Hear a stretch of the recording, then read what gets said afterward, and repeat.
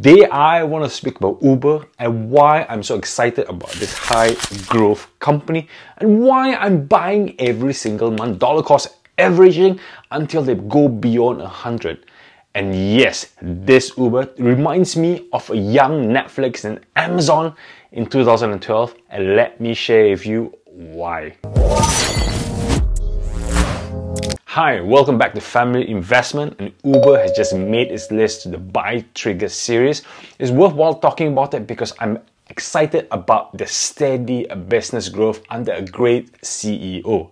And this Buy Trigger series, we're going to be talking about the fundamentals, where the business is going, the technical evaluation, and why this is still messed up by retail and also institutional investors, and the valuation going forward because there's a nice growth story behind it. If you don't have time, you can always go to my buytrigger.io and check out the one-page report by myself.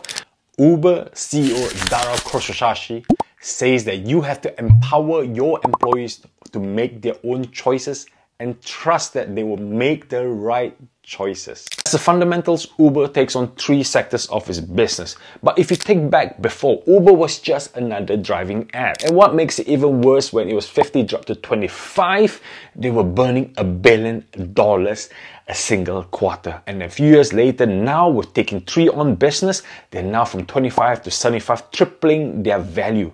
And what is this 3-round business? First, as you know, is the Uber taxis that you go. The Uber taxis that you get are now expanding even to Brazil. When I was there, going to India, going to Asia, they're not afraid of the local economy because the Uber app has become the one app for all, for traveling, advertising, food.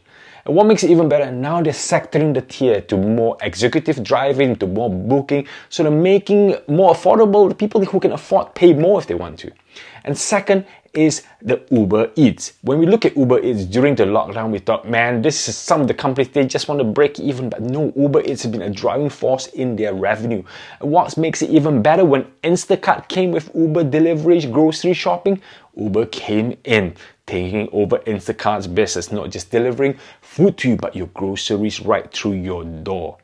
And the third one, which is growing very significantly strong, still on the cyclicals, is the Uber Freight. Uber Freight on the long haul delivery. Now we're going to watch all the margins going forward, but then this is very, very promising for the fundamentals of the business and more importantly, the growth. So for the technical analysis, as you can see, the downtrend during the pandemic all the way up to near 20s where they think they're all dead zone, but deliveries, freight, advertisement is pushing them up, and now they're making money, making profit around this zone, hence the jump up. I call this the rest zone. They could have gone sideways, but my next breakout level is around about. Now going to my valuation, and let me show you what I see going for as a growth company. First and foremost, you can see they're making loss, slowing, going up the way, and now they're making profit 2023, and this is accelerating.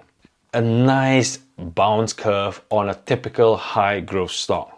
And now for the Uber, back 0.38 but beating by 0.87, as you can see there. 2024, this coming, they're going to almost nearly double at 1.24, and then almost 2 in 2025, and then almost 3. They're growing by 1 EPS every single year. I want to say my thank you and a shout out to this amazing app that helped me momentum propel me forward.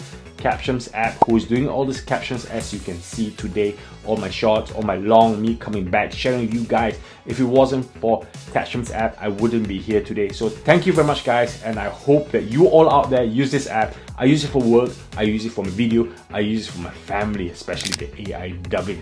With that forecast, my valuation goes like this. 2023, which is safety margin, which is around about $53. That's where the base is.